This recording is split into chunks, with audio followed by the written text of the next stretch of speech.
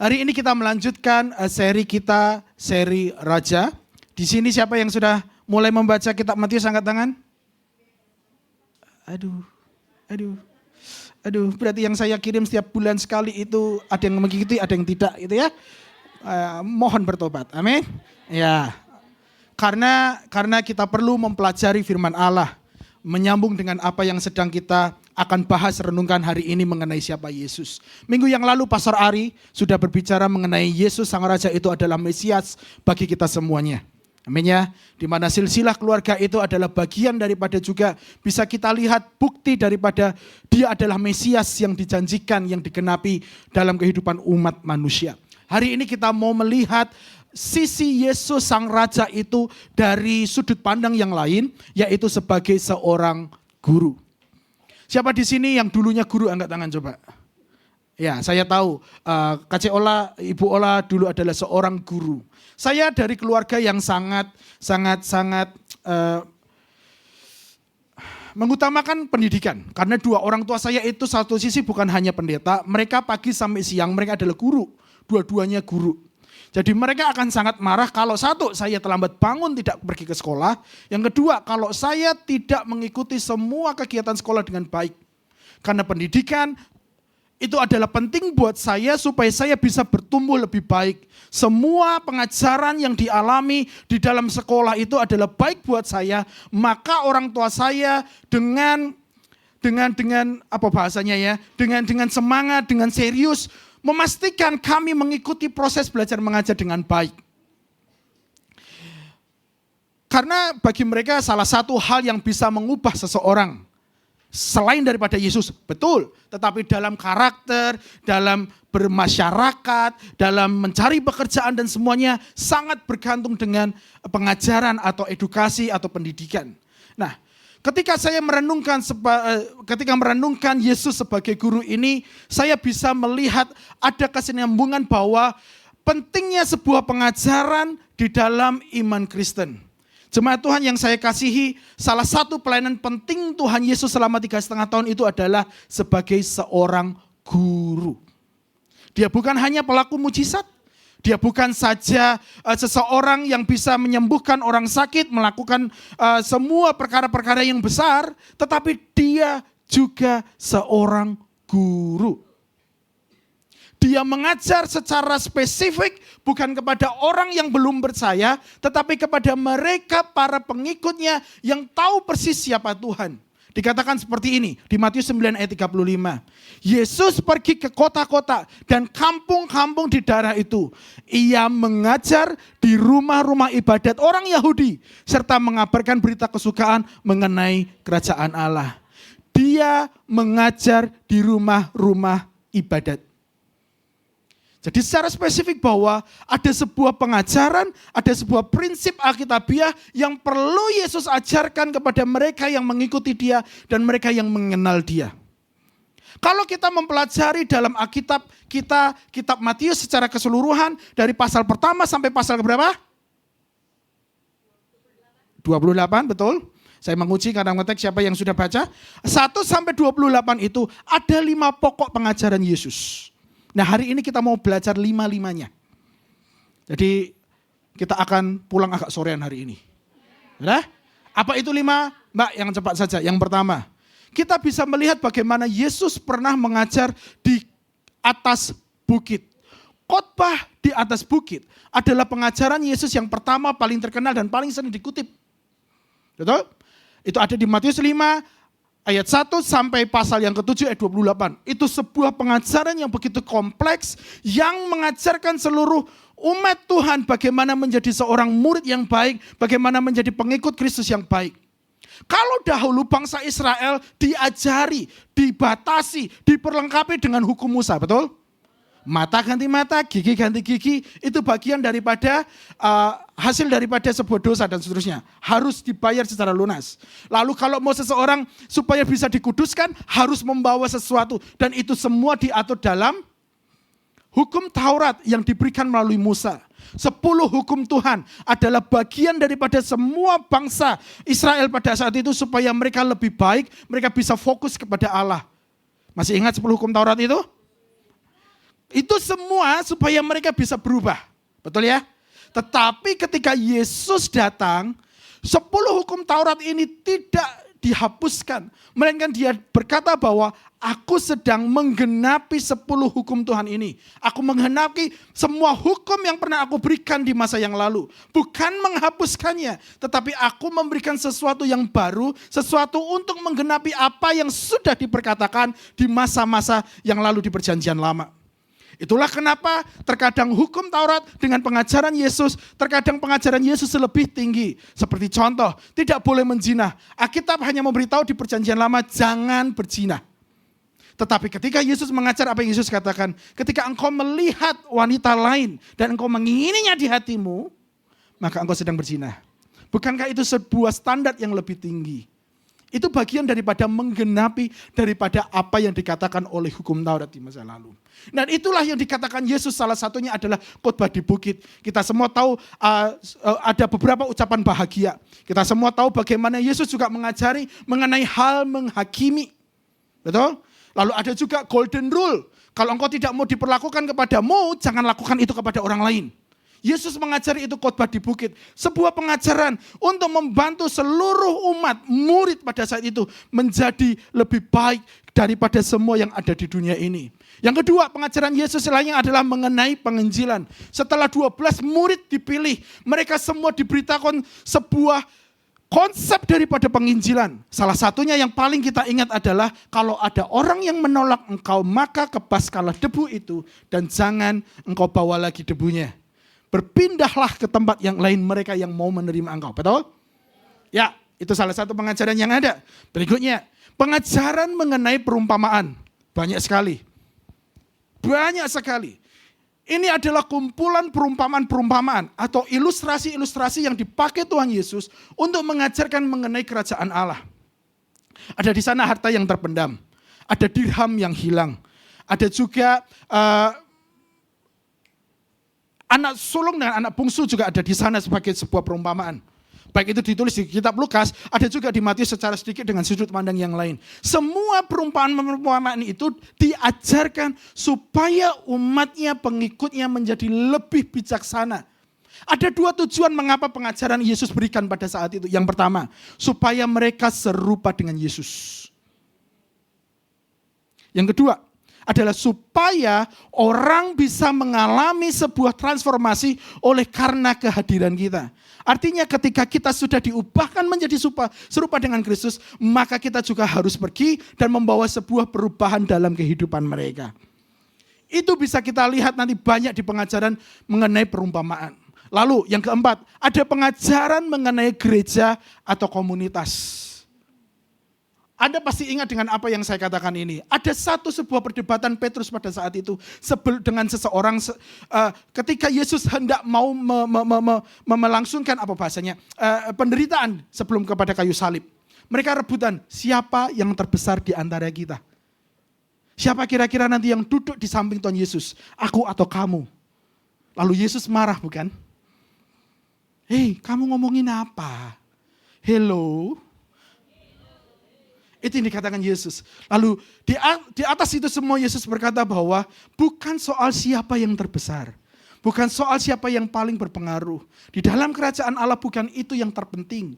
Tetapi yang dipentingkan adalah di mana hati kita harus tetap rendah hati. Kita harus merendahkan hati kita. Karena siapa mau menjadi terbesar, dia harus menjadi yang terkecil. Siapa mau menjadi pemimpin, dia harus menjadi hamba. Yesus mengajarkan itu semua, banyak hal mengenai gereja di pasal 17 sampai pasal 18. Dan yang paling terakhir, ini sesungguhnya adalah kumpulan-kumpulan dari beberapa pasal yang acak, karena dia mengatakan itu di beberapa kesempatan yang berbeda. Namun dijadikan satu itu adalah pengajaran mengenai akhir zaman. Sebuah pengajaran yang mengingatkan kepada seluruh pengikutnya untuk berwaspada. Ketika ada beberapa tanda akan terjadi, itulah akhir daripada sebuah zaman akan tiba. Bahwa Yesus nanti akan datang kedua kali menjemput seluruh gereja, seluruh umatnya untuk masuk kepada sebuah persekutuan yang lebih intim, yang lebih dalam dengan dia. Supaya ketika ada sebuah peristiwa-peristiwa mereka tidak menjadi takut. Ada sebuah peristiwa-peristiwa yang mengarah kepada akhir pada zaman mereka menjadi berjaga-jaga. Bukan menjadi jauh daripada Tuhan. Itu semua ada dalam pengajaran Yesus mengenai akhir zaman. Jemaat Tuhan, saya hanya menyampaikannya secara ringkas. Engkau tahu persis apa yang saya katakan hari ini. Bahwa Yesus telah mengajarkan banyak hal dengan tujuan satu. Supaya kita bisa serupa dengan Dia. Yesus selalu memberikan sebuah pengajaran-pengajaran untuk kehidupan kita supaya lebih baik. Bukan untuk mencelakakan kita. Bukan untuk menyengsarakan kita. Karena saya pernah mendengar ada yang berkata, mengikut Yesus itu adalah sesuatu hal yang sangat berat. Berat karena engkau belum mengalaminya secara pribadi. Adalah sebuah beban untuk bisa taat kepada semua perkataan Tuhan. Itu pernah saya dengar. Bahkan ketika saya kanak-kanak saya juga berkata, Tuhan angel banget itu. Sulit sekali. Tapi percayalah yang mau saya sampaikan di awal ini, pengajaran yang Yesus berikan buat kita semua itu adalah baik. Tidak pernah ada maksud jahat daripada Allah menyuruh kita untuk melakukan sesuai dengan pengajarannya. Firman-Nya itu memiliki kuasa dalam hidup kita. Firman-Nya itu diperkatakan dengan otoritas tertinggi. Karena itu bisa mengubah keadaan kita dan sekitar kita.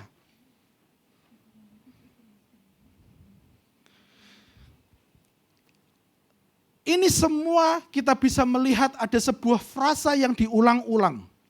Apa maksudnya? Ada sebuah penanda bahwa Yesus yang memberikan pengajaran ini. Frasa tersebut adalah, dan setelah Yesus mengakhiri perkataan ini, itu bisa dilihat di pasal yang ke-7 ayat yang ke-28. Setelah dia selesai ngomong mengenai khotbah di bukit, Alkitab memberitahu, dan setelah Yesus mengakhiri perkataan ini, lalu dia melanjutkan pelayanannya. Lalu di pasal 11 ayat 1 setelah dia berbincang mengenai hal penginjilan tadi, setelah Yesus selesai berpesan kepada ke-12 muridnya dan seterusnya. Jadi firman Tuhan hari ini tidak sedang mau berbicara membandingkan diri kita dengan mereka yang tidak percaya kepada Tuhan. Di awal ini saya memberikan landasan terlebih dahulu. Sekali lagi saya mau ulangi. Ketika Yesus mengajar kepada seluruh umat Tuhan. Kepada seluruh orang percaya. Paham sampai di sini? Sudah? Supaya kita nanti tahu apa lanjutannya. Supaya kita bisa mengerti.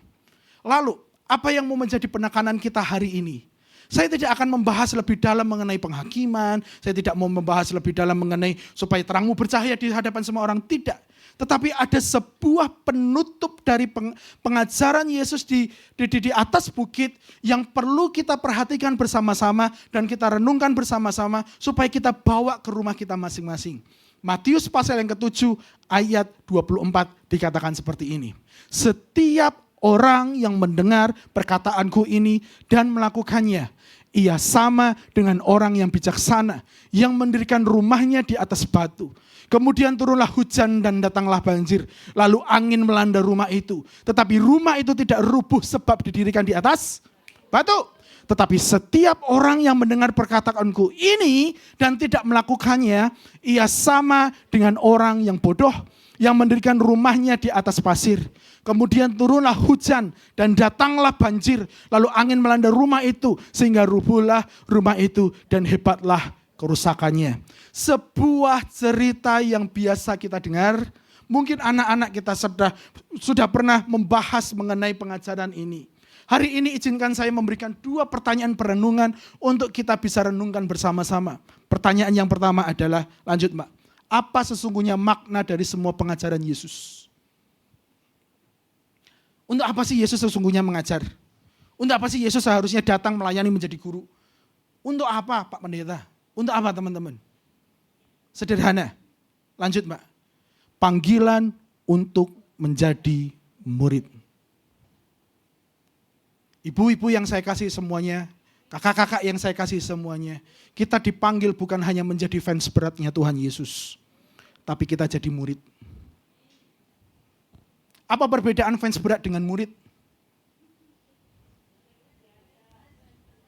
Kemarin ketika orang tua saya datang ke sini, beliau mampir ke rumah abang saya yang sedang punya anak, sedang bertumbuh, lebih besar daripada Moriel. Tahu apa yang menjadi oleh-olehnya? Opung, kalau engkau pulang dari Hong Kong, bawakan saya coklat dari Hong Kong. Coklat seperti apa, nak? Ditanyakan. Coklat yang dari Mr. Beast. Tahu Mr. Beast? Oh, nggak ngerti ya? Ada seorang YouTuber dari Amerika yang begitu terkenal, yang menghambur-hamburkan uangnya semuanya untuk sebuah video yang begitu inspiratif. Udah? Apa yang dia lakukan? Mr. Beast membuat sebuah merchandise coklat. Coklat yang hanya diproduksi di Amerika dan tidak akan pernah diimpor kemanapun. Ya kan? Karena ponakan saya adalah fans beratnya Mr. Beast. Apapun semua yang dikeluarkan, mohon maaf, mungkin keringatnya pun diperas, dikumpulkan, pasti akan dibeli. Itu fans berat. Ya, tahu berapa harga coklatnya? 1 biji itu harganya $100. Dia minta 2. Saya yang beli saja eman-eman sesungguhnya. Aduh, 200. Cuman coklat. Difoto, dimakan, selesai. Beda dengan baju ya toh. Tetapi itulah fans berat. Saking cintanya, semua merchandise-nya dilakukan. Dibeli, diburu. Tetapi Tuhan memanggil kita tidak menjadi seorang fans berat Tuhan Yesus. Enggak perlu punya gambar Tuhan Yesus gede-gede di kamar ya tuh. Majikan kaget nanti. Siapa itu?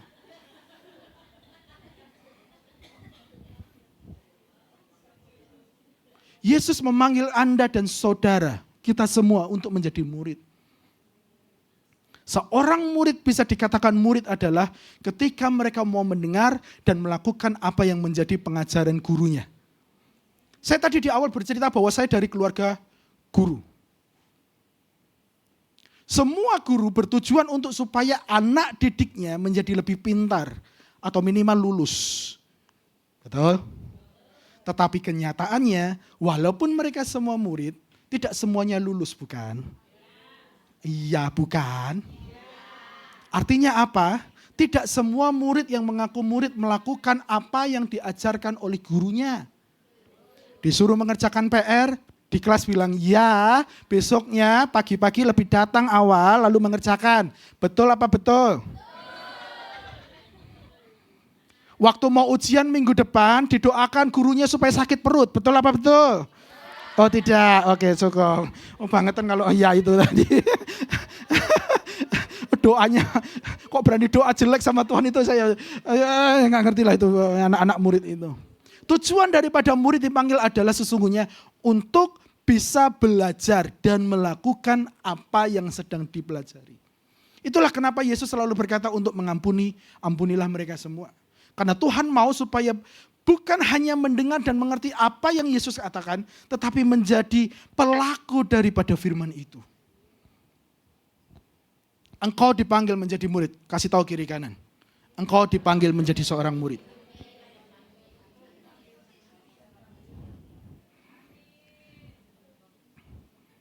Pengajaran Yesus adalah sebuah pesan yang memanggil kita untuk meninggalkan diri kita dan menyerahkan seluruh kehendak kita, hati kita, dan hidup kita kepada Tuhan. Itu makna menjadi murid. Melepaskan siapa diri kita sesungguhnya. Melepaskan ego kita, melepaskan semua keputusan kita berdasarkan daging ini. Tetapi melepaskan itu dan menyerahkannya kepada Tuhan. Itu makna daripada menjadi murid. Ini adalah sebuah panggilan yang kusyuk dan sakral, suci untuk jenis pemuridan yang saleh. Di mana kita berkomitmen akan memisahkan kita dari dunia sekitar kita.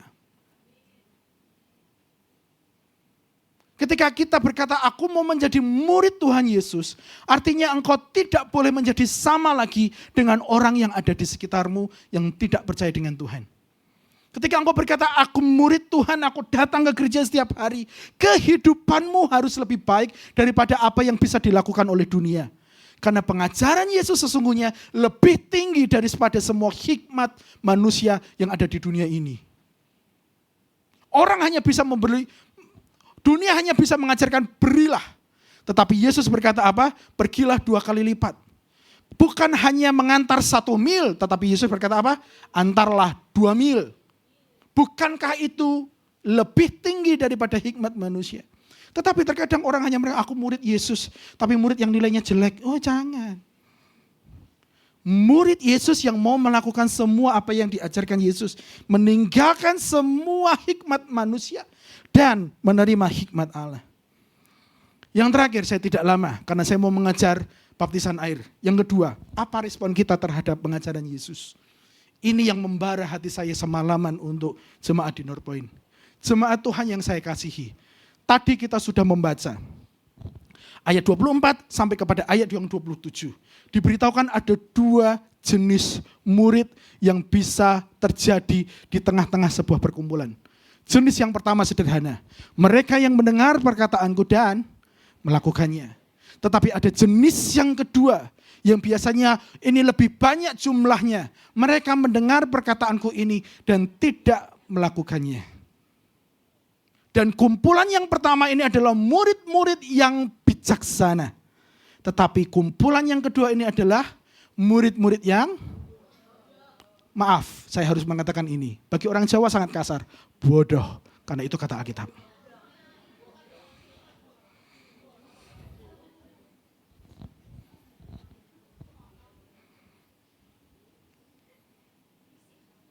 Jemaat Tuhan, renungkan sejenak perjalanan kehidupmu sebagai orang Kristen. Sudah berapa lama? Ya sudahlah, jangan sampai Kristen sajalah, kelamaan. Sudah berapa lama Anda menjadi seorang jemaat ICA? Saya dengan Pastor Ari tidak akan mengkategorikan ini kelompok 1, ini kelompok 2. Kategorikanlah dirimu sendiri di hadapan Allah secara jujur hari ini. Apakah engkau murid yang pertama atau murid yang kedua?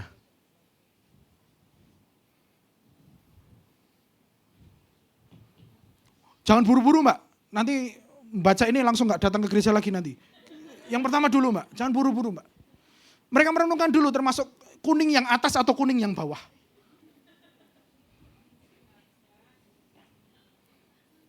Saya sangat berhati-hati mengatakan ini supaya saya tidak terkesan marah-marah dan sedang menyinggung seseorang, bukan.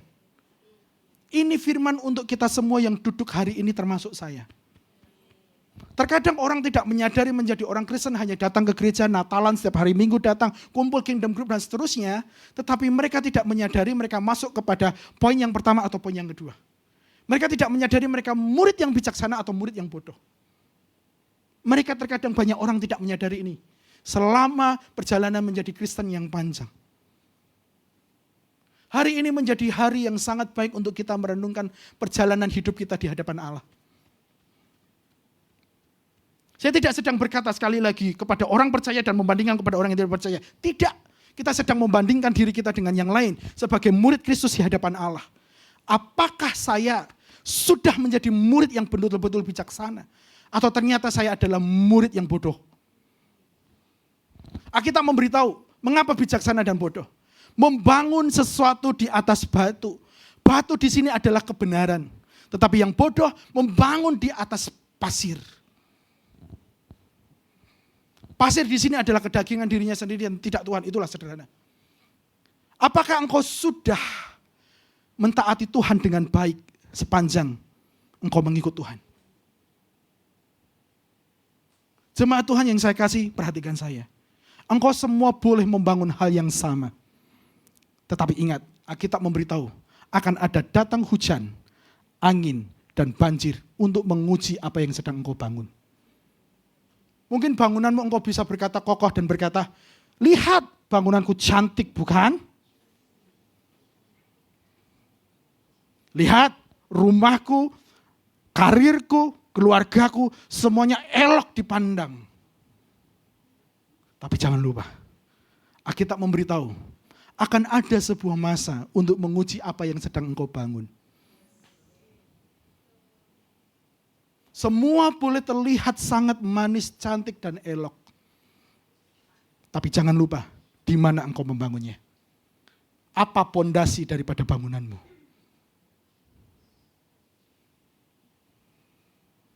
Di sini kita boleh berbangga mengatakan bahwa majikanku lebih baik daripada majikanmu. Gajiku lebih besar daripada gajimu. Atau mungkin kita berbangga perpuluhanku lebih besar daripada perpuluhanmu. Boleh, silahkan. Tetapi jangan lupa, engkau harus memperhatikan di mana engkau membangun. Dan orang berkata, aku baik-baik saja enggak ke gereja. Aku baik-baik saja, enggak menaati pendeta dan sebagainya. Ingat, hujan, angin, dan banjir itu melanda semua rumah. Di sini siapa orang Jakarta? Angkat tangan coba. Teman-teman orang Jakarta yang banjir, kalau kampungmu banjir, apakah tanahmu sendiri enggak banjir? Angkat tangan. Enggak ya? Kalau sekampung kita banjir, kita ikut banjir bukan? Mau di atas, di depan mau dikasih minyak urapan ya tadi, gitu ya. Oh, air akan mengalir, enggak akan masuk ke rumah saya. Oh, dalam nama Yesus. Enggak kan? Semua kena bukan?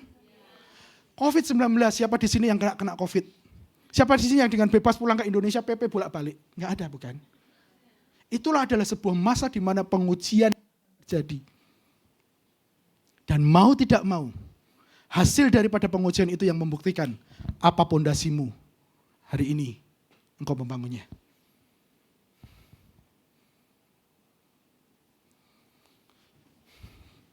Ah, 10 menit lagi saya harus lari. Ya udah Pak, lanjut Pak. Ada 2 jenis pondasi. Kita mau bahas sejenak sebelum saya menutupnya. Seseorang yang membangun di atas batu, Alkitab memberitahu tadi, melakukan dengan seksama. Yang kedua adalah, ini yang mau saya ingatkan kepada kita.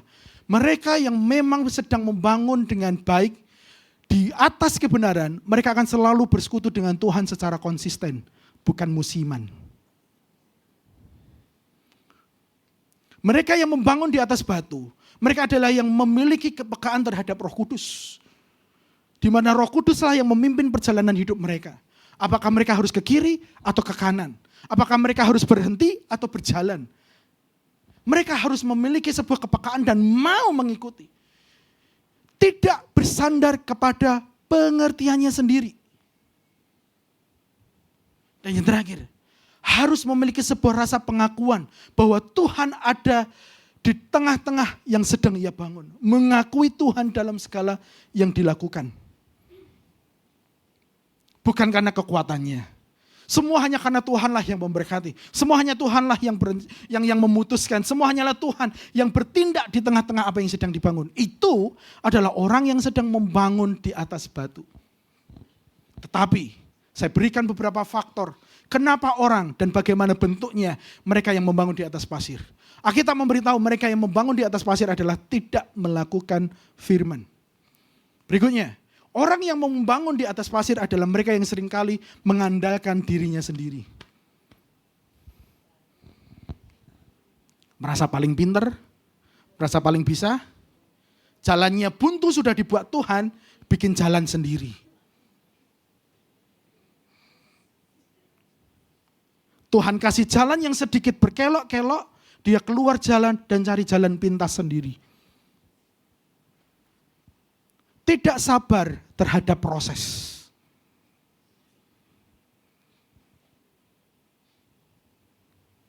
Dan seringkali mereka yang tidak mau melakukan firman adalah mereka yang kurang dewasa rohani sesungguhnya. Yang merasa bahwa firman Tuhan itu beban, berat, angel banget, nggak mungkin. Mustahil. Itu biasanya orang yang kurang dewasa rohani. Moriel tidak akan mengerti batasan. Ketika saya berkata tidak, dia pikir itu adalah sebuah hukuman. Tapi bagi kita orang dewasa itu adalah sebuah batasan untuk melindungi dia. Supaya dia tidak keplesetkah, tertabrakkah. Kenapa kita harus menggandeng anak kita di jalan raya?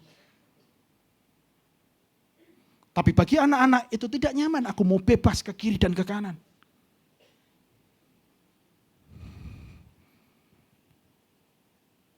Orang yang membangun di atas pasir selalu kompromi dengan dosa. Enggak apa-apa lah, dosanya kecil. Tuhan tahu kelemahan kita. Dia Tuhan Maha Pengampun. Yuk kita berdosa sejenak. Yuk.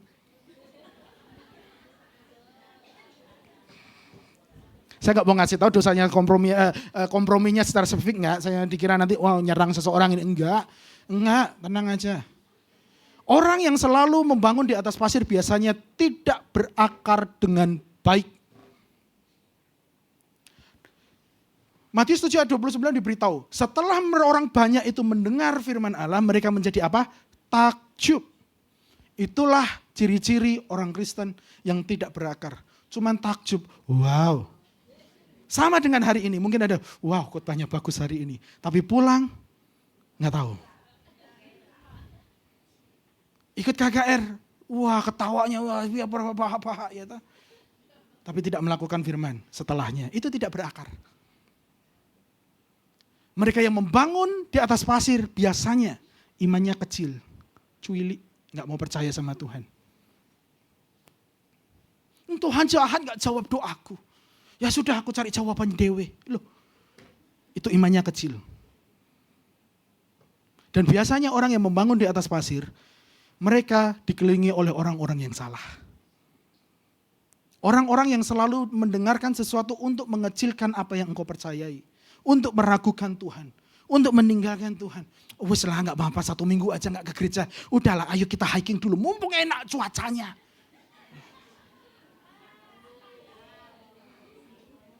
Udahlah, part time dulu. Iya kebutuhan, Tuhan tahu kita punya banyak kebutuhan. Ini bagian daripada jawaban doa. Gak apa-apa, 1 minggu dulu. Enak aja. Maaf ya, kalau tersinggung ya.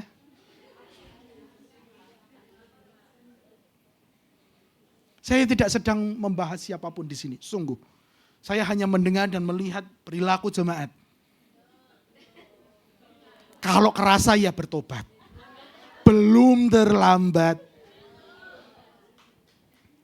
Saya tutup dengan ini, pemain musik silakan maju ke depan.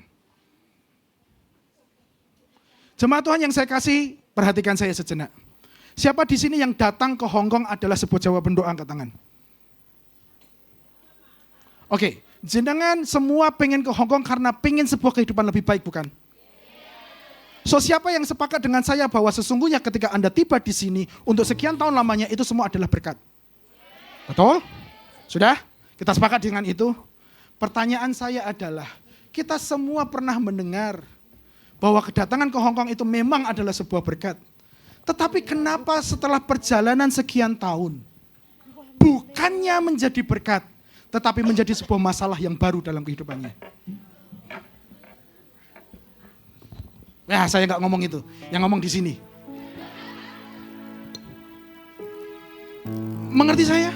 Semua orang Tuhan, buka gawean Tuhan, biar aku bisa membiayai keluargaku, anakku, bojoku, semuanya. Pertanyaannya, dalam satu gereja pun kita bisa mengarah kepada jalan yang berbeda dan hasil yang berbeda. Alasannya sederhana, karena ketika engkau menjalaninya, engkau sedang menjalaninya di atas pasir. Engkau berjalan dengan kekuatanmu sendiri. Tuhan sudah ingatkan berkali-kali, tapi engkau berkata, tidak Tuhan, aku mau jalanku sendiri. Hari ini saya mau memberitahukan kepada kita semua, mulai hari ini, jangan berjalan sendiri. Jangan berjalan dengan kekuatanmu sendiri. Belum terlambat jika selama ini engkau membangun di atas pasir. Tuhan mau membuat engkau lebih baik, asal engkau mau mengandalkan Dia dan membangunnya di atas batu kebenaran Allah.